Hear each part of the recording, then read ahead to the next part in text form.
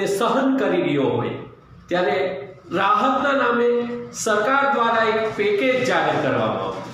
આમ તો વિરોધ પક્ષ અને ખેડૂતો દ્વારા દેવા માફીની વાત કરવામાં આવી હતી, દેવા માફી નથી થઈ, રાહત પેકેજ આપવામાં આવ્યું છે અને એ રાહત પેકેજના ફોર્મ જે ભરવાના હોય એમાં સરપંચો વેરા પહોંચ માંગી રહ્યા છે।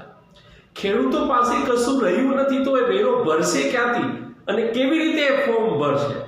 આજે આપણે બે સરપંચોની વાત કરવી છે।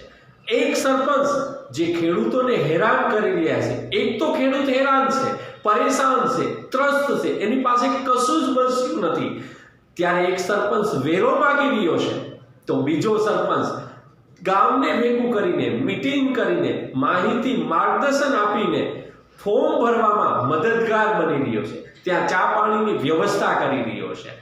ખેડૂતોની સાથે ઊભા રહેતા એક જાગૃત સરપંચ તો ખેડૂતોને હેરાન કરતા એક સરપંચ। આ તારે જે કરવું જોઈએ પંચાયત નું લેણું બાકી હોય ને વેરો ભરવો એ ભરી જાય। વેરો ભરવો ફરજિયાત શું કામ એમ? માનો કોઈ ખેડૂત પાસે પૈસા નહીં હોય તો એને ભરવો ફરજિયાત શું કામ એમ? વેરો ભરવો એવો કોઈ પરિપત્ર છે સરકારનો?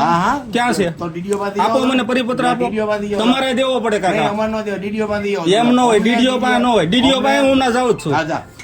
જે ગરીબ ખેડૂત છે જેને સરકાર સહાય દે છે એને તમે વેરો હુકમ કરીને ભરાવો? ઈ જે હોય કે પંચાયત ને લેણું બાકી હોય ને નો ભરવો પડે, મને ખબર છે, હું જાણીને એવો નો ભરવો પડે। એવો કાગળ લખી લેતા હો ડીડીઓ નો, કોની પાસે લાવું? ડીડીઓ નો કાગળ લેતા હો કે વેરો ભરવો એ ફરજિયાત નથી એટલે અમ નહીં લેવી દો બસ। કાંઈ વાત